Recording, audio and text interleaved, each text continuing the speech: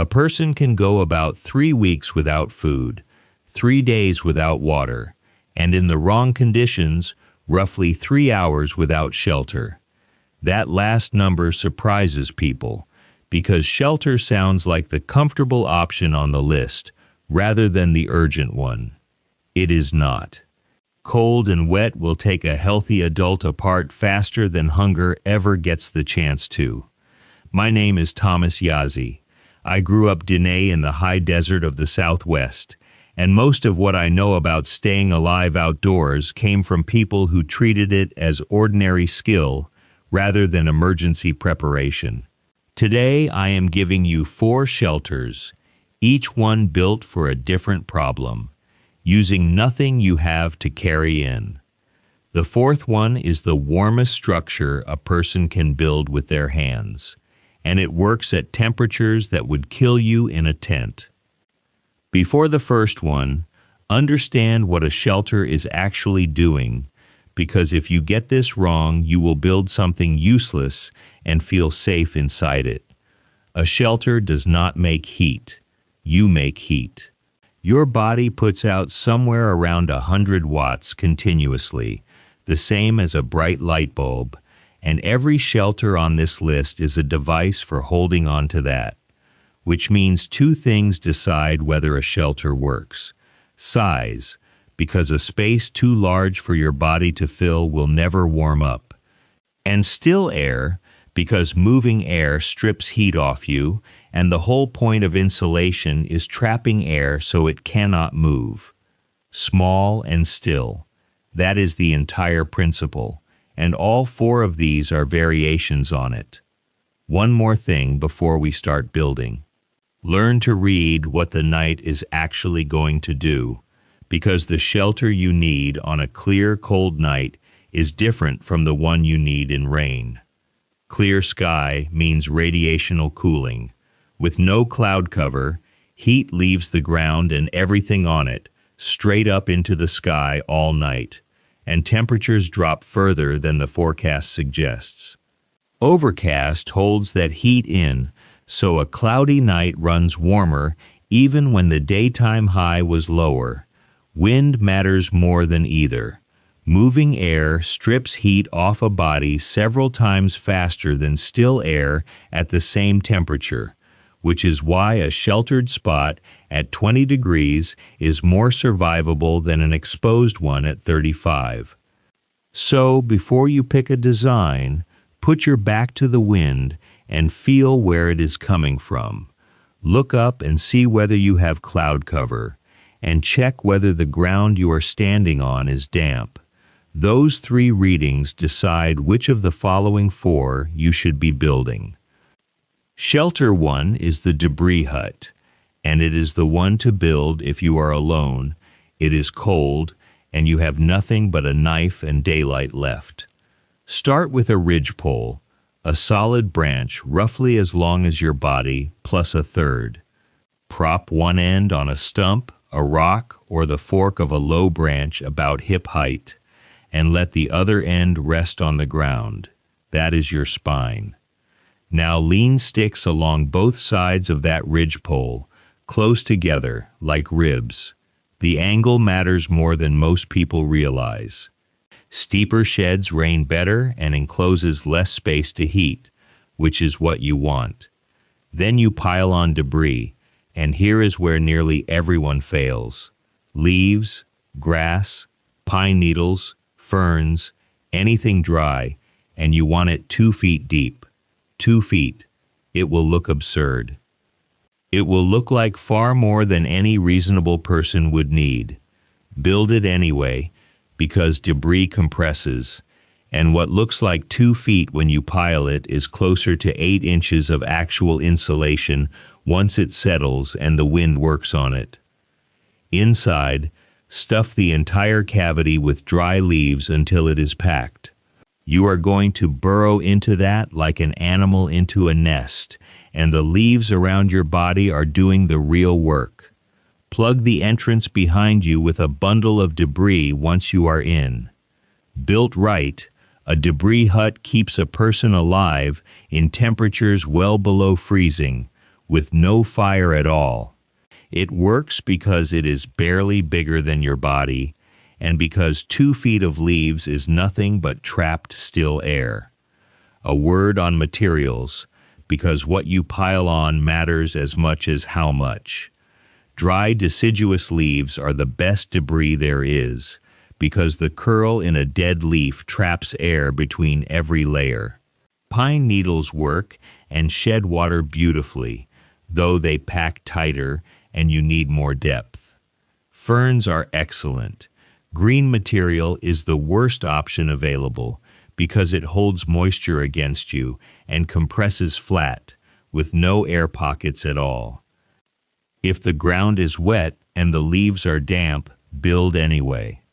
Damp debris still traps air and still beats open sky by a wide margin. Just add more of it, and put your driest material closest to your body where it will do the most good. This is the kind of knowledge that never got written down where I come from, which is most of the reason I finally put together Walk Easy, a field guide with every method laid out and the reasoning underneath it, the same way it was handed to me. The shelter work, the firecraft, the camp skills, all in one place. It is linked below. Now, the second shelter, and this one is about speed and fire rather than pure insulation. Shelter 2 is the lean-to, and this one is about speed and fire rather than pure insulation. A single ridgepole between 2 trees at about chest height, poles leaning against it from one side at a slant. Cover of bark, boughs, or debris. One open face. That open face is the entire point, and it needs to do 2 jobs. It faces away from the wind, and it faces your fire. Build a fire about 4 feet from the opening, and behind that fire, build a reflector wall out of green logs or stacked flat stones. That wall bounces heat back at you instead of letting it walk off into the dark.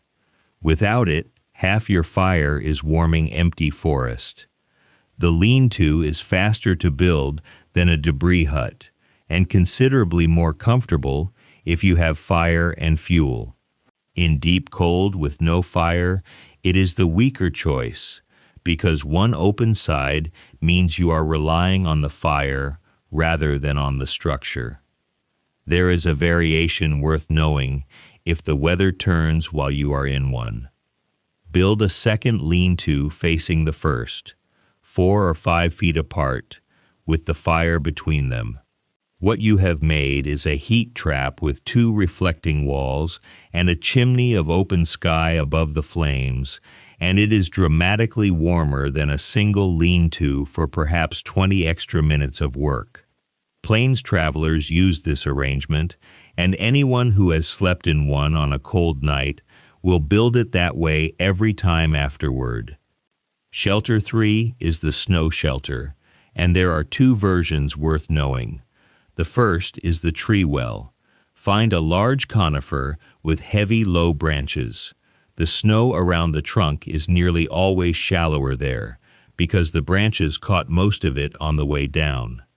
Dig that space out, line the floor thick with cut boughs, and pull more boughs across the opening. You have a roofed room in about 20 minutes with almost no digging. The second is the snow trench. Dig a trench slightly longer than your body and about as deep as your hips. Line the bottom with boughs. Lay poles or branches across the top and pile snow over them. Leave a small entrance at one end and a small ventilation hole at the other. That ventilation hole is not optional. I want to be very direct here, because this is where snow shelters kill people. A sealed snow shelter with a person inside, or worse, a stove inside, accumulates carbon dioxide, and people have died in well-built snow shelters that had no vent. Punch a hole, check it periodically, and never bring a fire or a burning stove inside one. Snow works as shelter for the same reason as everything else on this list. Snow is mostly trapped air, and trapped air does not move heat. The inside of a good snow shelter with a person in it will hold near freezing, while the outside runs far below it. Near freezing sounds miserable, and it is survivable, which is the entire distinction that matters. Two more things about snow that keep people alive. Work slowly and do not sweat. Digging a snow shelter is hard labor, and if you soak your clothing through with perspiration, that moisture will pull heat out of you all night once you stop moving. Strip a layer before you start digging, rather than after you are already wet, and mark your entrance from the outside with a stick or a pack. Snow drifts, storms move, and a shelter you dug in daylight can be genuinely difficult to locate at 3 in the morning if you stepped out and the wind has been working. And shelter 4 is the one I promised you, the warmest thing a person can build. It is the earth shelter, and the principle behind it is worth understanding on its own because almost nobody knows it.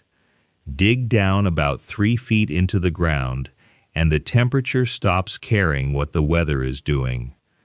Below the frost line, the earth holds steady at somewhere around 50 to 55 degrees Fahrenheit, year-round, warmed slowly from below.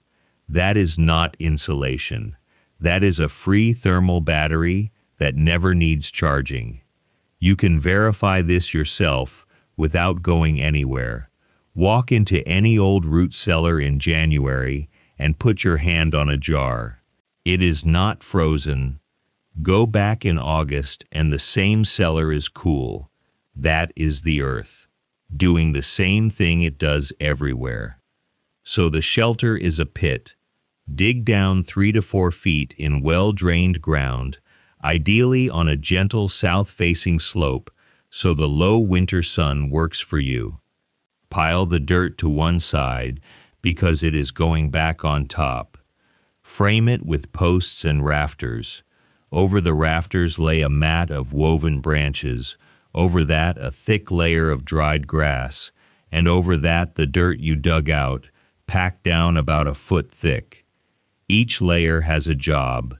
The branches hold it up, the grass insulates and keeps the dirt from sifting through, and the earth on top is the mass. The entrance is a low tunnel facing away from prevailing wind, with a hide or a blanket over the outer end. Cold air creeps in low through that tunnel.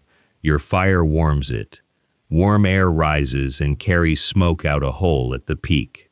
One opening low and one high, and the fire runs the whole system without anyone adjusting anything. Here is what that gets you. On the coldest night of the year, that shelter starts at around 50 degrees before you strike a single spark, because you moved your household inside the Earth's own temperature. A small fire and a few warm bodies only need to lift it 15 or 20 degrees more to reach real comfort, and the packed earth walls soak up heat all day and release it slowly all night, so banked coals at midnight see you through to morning. This is the design plains and plateau peoples used for winter dwellings across a wide stretch of this continent, and it is the same principle behind modern geothermal systems that cost a contractor 5 figures to install. They arrived at it with a shovel. One more thing about site selection that applies before you build any of these. Do not build in the bottom of a drainage or a dry wash, however flat and inviting that ground looks. Cold air pools in low ground overnight, so you will be sleeping in the coldest air available, and any rain falling miles away can send water down that channel with very little warning. Look for a bench of flat ground partway up a slope, above the low ground and below the exposed ridgeline, which is the same ground people have been choosing for shelter across this continent for a very long time. Now, 4 things that apply to every shelter on this list, and skipping any of them undoes the work. Get off the ground. The earth pulls heat out of a body faster than air ever will, and no amount of covering on top fixes what is being stolen from underneath. 4 inches of dry material under you after it compresses, not before. This matters more than the roof. Build before dark. Gathering debris by headlamp is miserable, and the material you find in the dark is never as dry as what you would have chosen in daylight. Set the shelter before you set the fire. Check overhead. A dead limb hanging above where you plan to sleep is the cheapest way to get hurt out there, and looking up takes 10 seconds. And build smaller than feels right. Every instinct tells you to make more room. Every extra cubic foot is space your body has to heat all night and will not manage. One thing I want to say plainly before I wrap up. Read all 4 of these, understand them, and then go build one on a Saturday afternoon in good weather when nothing is at stake. That is the whole difference between knowing something and being able to do it. A debris hut takes most people 2 to 3 hours the first time, and roughly half that once you have done it. You will discover that gathering enough material takes far longer than framing it, which is exactly the sort of thing you want to learn on a pleasant afternoon, rather than in failing light with the temperature dropping. Build it, sleep in it if you can, then take it apart and scatter the material back where you found it. The old ones did not learn this in an emergency. They learned it as children, in fair weather, from someone who had already done it, which is the only reason it was there when they needed it. So there they are, the debris hut when you are alone and cold, with only a knife. The lean-to when you have fire and need speed. The snow shelter when snow is the only building material available, vent hole included, and the earth shelter when you have time and need real warmth. None of these require a battery, none of them break, and none of them run out on you at the worst hour. Gear fails on the coldest night of the trip. Knowledge gets stronger every time you use it. Tell me down in the comments which of these 4 you have actually built, and if there is a shelter method in your own family that never made it into a book. I read every one of them. Walk easy out there, and I will see you at the next fire.